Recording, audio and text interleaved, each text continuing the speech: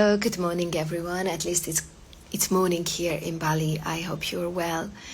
And I just wanted to come in because somehow I'm having like a quite a philosophical morning. I've been reflecting on a few dynamics that I'm sensing the last few days within myself, and I explore them through the Chinese 5 elements.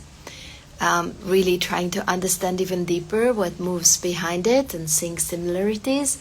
And so now I actually ended up by, the little philosopher in me ended up by diving even deeper into the cycles of 5 elements and all the elements. And I think I would just create like a little ebook around this because it's so much my passion, to see the organ health and to see the patterns of psychological, mental, spiritual patterns, archetypes of every element and every organ, and how it has its implications really on our health as well.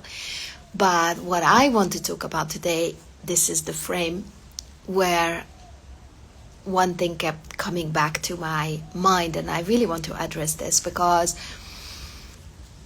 it's about ADHD. So I would say that ADHD became something that we name, that we accept as symptom, that we accept as oh yeah, this is how I am, this is my brain. I'm different, this is me. While I would like to address it from an imbalance point of view and explain a little bit from the Chinese perspective what is underneath this, yeah? Or even from a chakra standpoint, same.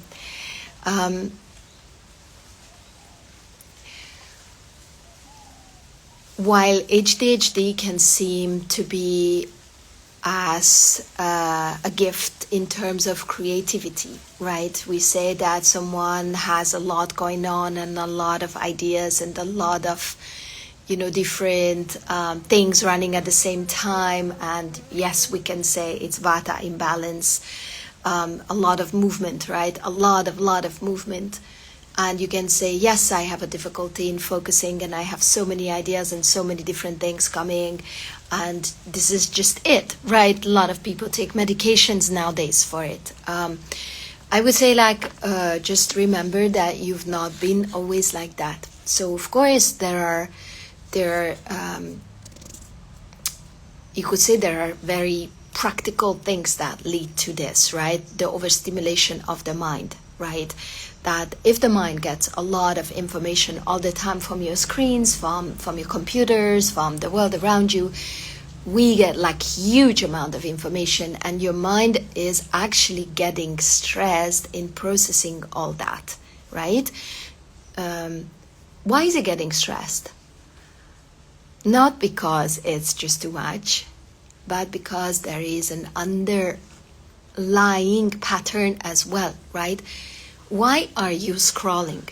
Why are you reaching for all that information? What is the intention or the emotion, the motivation underneath it, right? For a lot of people, they are scrolling, they are looking for more information because there is either the fear of missing out or the fear of not being enough or the fear of not being safe enough.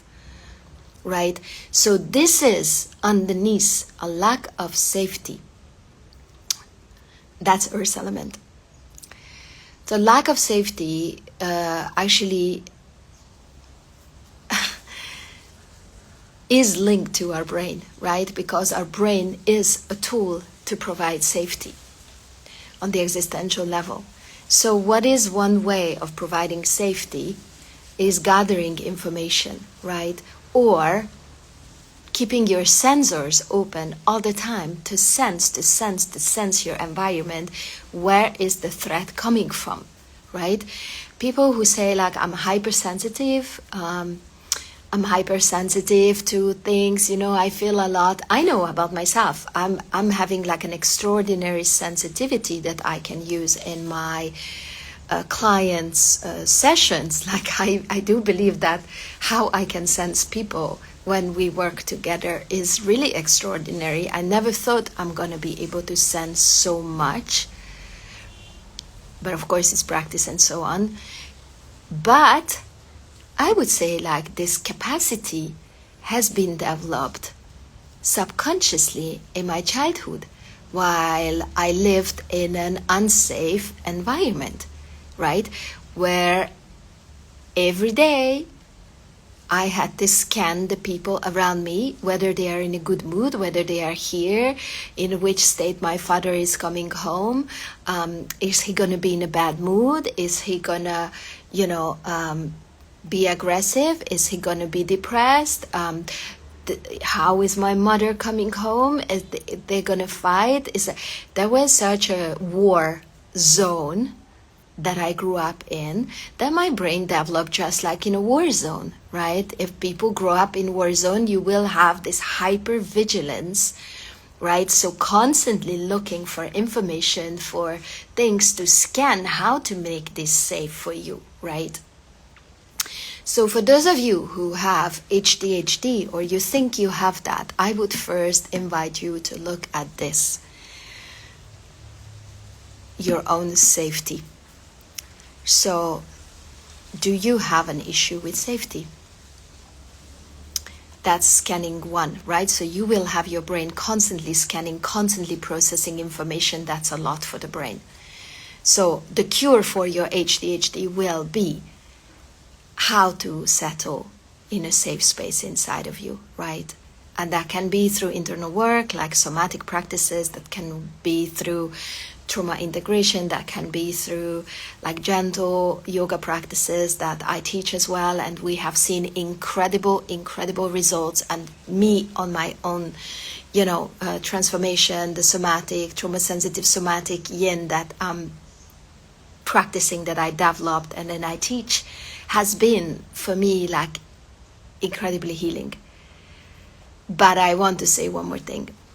Sometimes even creativity, hyper creativity, can be linked to a lack of safety. Why? This again, I observed it in myself. I'm a hyper creative person. Luckily, this last few months, as I created more and more safety in me, or maybe not even just last few months, last 2 years maybe, where I made a big shift of my separation, because that was for me a very unsafe place to be for a long time. And when I made the decision that I actually take care of my own safety now, somehow my creativity got more balanced, right? So when you say that you are hyper creative, you all the time have ideas. On one hand, it's a gift, wonderful. But when it's disturbing, you can't concentrate. It's throwing your life into a messy situation. It's creating confusion in your life. It's firing you up and then dropping and fire and drop, right? So when you go into this loop of adrenaline and down and up and down, and I have this idea and then, okay, let's go this way. Oh no, I go that way. And then I get lost and eventually nothing gets done. You have to look at it one more time. Why am I so creative? Is my creativity my brain coming up with new ideas all the time? Is it not an expression of how unsafe I feel, so my brain needs to come up with exit plans, right? So if you learn that you have to be smart, because at any moment things can collapse and you're gonna have to come up with a solution, this is also putting a pattern in your brain that you have to be creative.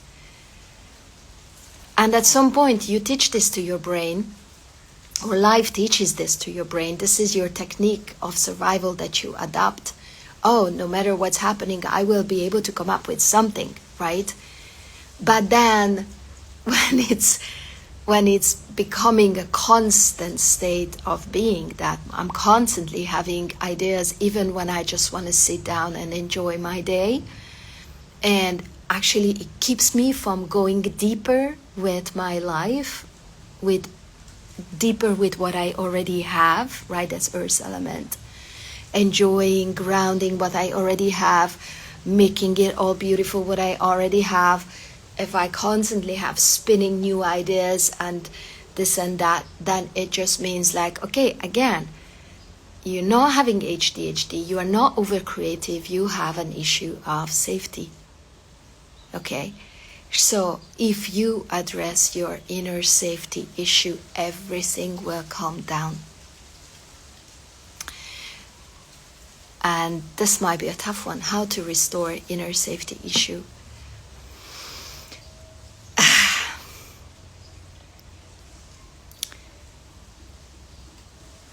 You have to restore a practice, a daily practice, regularity. Yeah. Regularity creates safety. Repetition creates safety. Structure creates safety. Boundaries create safety. Right? So you're gonna have to create a rhythm where you establish a place. For example, I created like a little altar, a corner in my house, in my home. And every morning I'm there. Every morning I'm putting the offering. Every morning I'm putting the the incense. And I'm practicing. I'm sitting down and I'm going back to the same practice over and over again. There is a reason why in almost all philosophical teachings and spiritual lineages, they go back to the power of repetition, right? Your mind will be like, yeah, but I want to be creative. And you say, no, you just stick to this one. You just stick to this one. You just do it again and again and again. Eventually, it will create something in here that says, oh, if I'm coming to my place, if I see my little corner, sit down there, everything settles. You teach it to your brain. You allow yourself to feel that way again, that there is a safe space. Yes, there is. You created it. Yeah? And then in that safe space that you created, you can take a breath and just invite God's love to feel that there is a power, a nourishing power and a guiding force that takes care of you. You're not alone. You're not abandoned. That there is a protective power and a supportive, nourishing source of life here. Otherwise, you wouldn't be here, right? Your body is here. You are here. Something created you and you're here. So that something keeps taking care of you. So developing that trust in something that takes care of you. Name it God, name it universe, name it whatever you want. And then having this daily. And then whenever you are overwhelmed, not suppressing it, allowing yourself to be overwhelmed, to go on restoring your safety. So if you do all this, I'm 100% sure that your so-called ADHD will normalize. You might still be a very creative person, but it will not mess up your life. Because your underlying issue is safety, the lack of safety, instability, insecurity, feeling unsafe. We could share a lot more on this, but I hope this helps. Let me know your thoughts. And I hope in August I can put together this little book, because there is so much that is, I would say, like labeled and misinterpreted and made more complicated in the Western perspective, in the modern perspective, than going back to the root understanding of what's happening with elements, with organs, with, just simple common sense ways to look at life, at ourselves, at our way of functioning, and our possibilities for self-healing and rebalancing and so on. So I hope you find this helpful. I send you lots of love. And I would say there is hope. I thought that my overly creative brain will never stop. But actually, it's very peaceful nowadays. And if it's not, I just need to sit down. And it adapts to the leading force of my presence, of my safe space. Learning how to make ourselves feel safe regardless, this is important, regardless of the circumstances. Your mind will always say, yeah, you can feel safe because your life is like this and this and that.